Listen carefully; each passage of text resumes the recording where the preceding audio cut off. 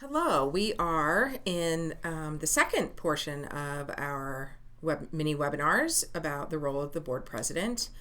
And this talks about the many roles of the board president. I am joined today by Nikki Whaley, Board Support Specialist with Arizona School Boards Association and current board member with Washington Elementary School District. And many of you may not know, this is Julie Bacon, and I am also a board member in the Paradise Valley Unified School District and do leadership development for the association. So, today we're going to talk about what your role is as a leader. The first thing to understand about the role of the board president is you really are a leader among leaders. You are still one of five. Oftentimes people either mistakenly think that they have more authority or are the head of the board as board president, and that might be because people outside the or amongst the district, schools, etc., might treat the role in that. But really, the role of the board president is to be a leader amongst leaders and to remember that in your role as a facilitator and a leader, you are still one of five. So there's a couple of different things. One of the roles that you will have is the policy and legal responsibilities. And Governing Board Policy BDB identifies the authority of the president, presiding over meetings, conducting with meetings in accordance with Arizona law, consulting with the superintendent, approve items to be placed on the agenda. And with this, we want to make sure that presidents don't think that they're the gatekeeper of the agenda. They work collaboratively with their board members and the superintendent to develop the agenda. You got to make sure that your meetings are running in an orderly way and that all board members are given an equal amount of opportunity to participate. Keep the discussions on topic and what it is that you're supposed to be talking about, and then allow for a full exploration of each of the items of business. And remember that the board president only has power given to him or her by the board through the board policy or board action. Right. So in this particular instance, the board president has powers given to them through your own policy. So again, referring back to your policy as a facilitator, meaning that you will facilitate the meeting. Somebody has to run it. If everybody's trying to facilitate it, it won't really work. And then also in terms of, Julie had mentioned the gatekeeper, the reason why the board president and the superintendent come together, because it's a lot easier for two people to come together on an agenda than to have the whole board president. It doesn't mean, though, that the board president should be removing things or not letting things come before the agenda if other board members have requested that come forth. So, because you are a facilitator and you're a leader amongst leaders, it's really important that the board president strengthen their role as their relationship roles with each member of their team. So one of the ways that you can do that is to first kind of self-assess what your relationship capital is. We talk about relationship capital as deposits that we've put into our relationships with other people.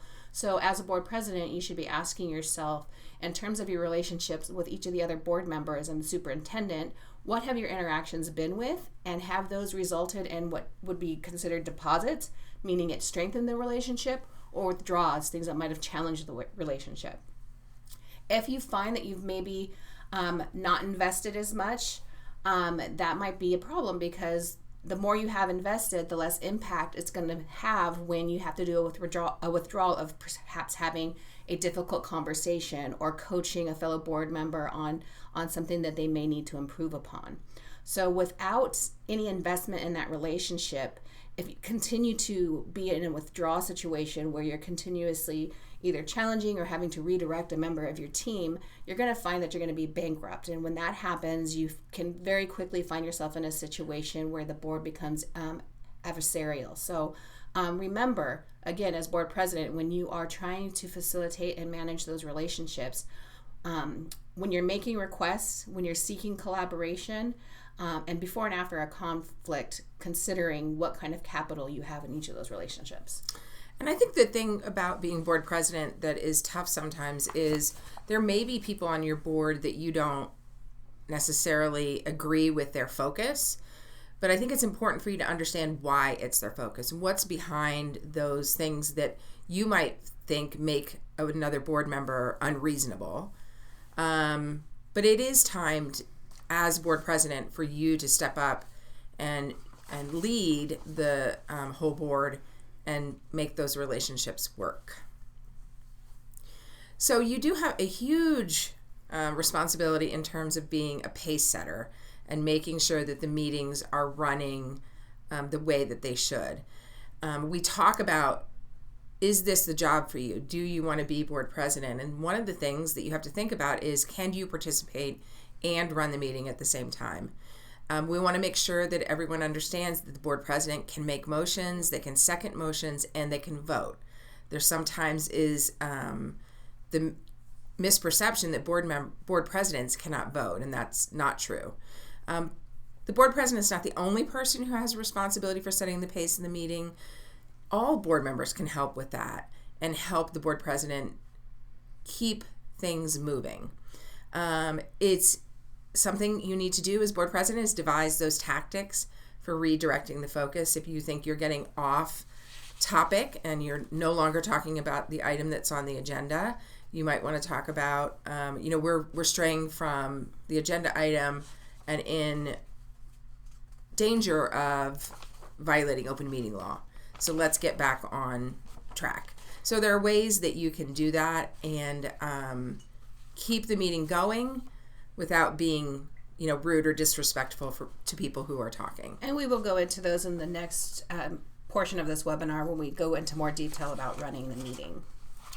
So let's talk a couple other roles that you will find yourself in as board president. Now, remembering again that you only serve in these roles as it is directed by the board. So generally, it is either tradition or in policy that the board president plays a ceremonial role, meaning that if the board is at a groundbreaking or a community event, they may speak on behalf of the board, welcoming any dignitaries or thanking folks for participating.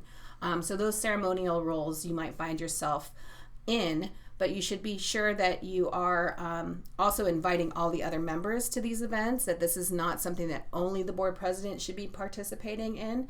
It's just that they tend to be the speaking person at those roles. And making sure that you're recognizing other board members if they're there. If you're speaking in a ceremonial role, it would be really nice for you to recognize the rest of the board members who are there so that the whole community can see who the board is and that they're there together. Right. Just as your role during the board meeting is to ensure that all board members have had an opportunity to have their voice heard, you really are the leader of a team, ensuring that everybody feels included and everybody is participating. And that takes a minute, because sometimes we get into that role where we want to just go in and complete the task, or go up there because we're not really comfortable public speaking. We just want to say our thanks and get off the stage. But really remembering that your role is to include the team, and so acknowledging your fellow board members, even if they aren't there, but just saying, I want to thank my other board members that couldn't be here for their support in this.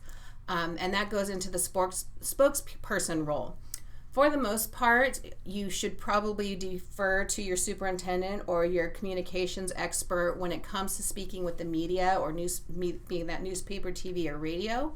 And only speak if the board specifically asks. So for example, you are given the authority for delegate assembly to speak before the board speak on behalf of the board when we do our ASBA events. That can be the board president or anybody that's selected, but they're given that authority because the board voted to give that authority. So please do be considerate of the fact that this is something that affects the whole board, and to not step into that role without the clear support from the rest of your board and administration. Julie? I think I've served 2 terms as board president, and only once have I been providing quotes and press releases and those kinds of things, and that was when we were hiring a new superintendent. So that really was the board president who took the lead on that. However, I didn't do any of that without consulting with our director of communications, which some of you may not have if you're in a smaller district,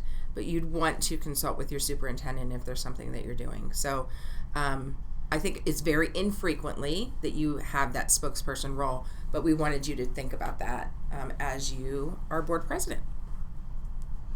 And that's it for this little mini webinar on the many roles of board president. There's a few more coming up, so we hope you'll join us for those. Thank you so much.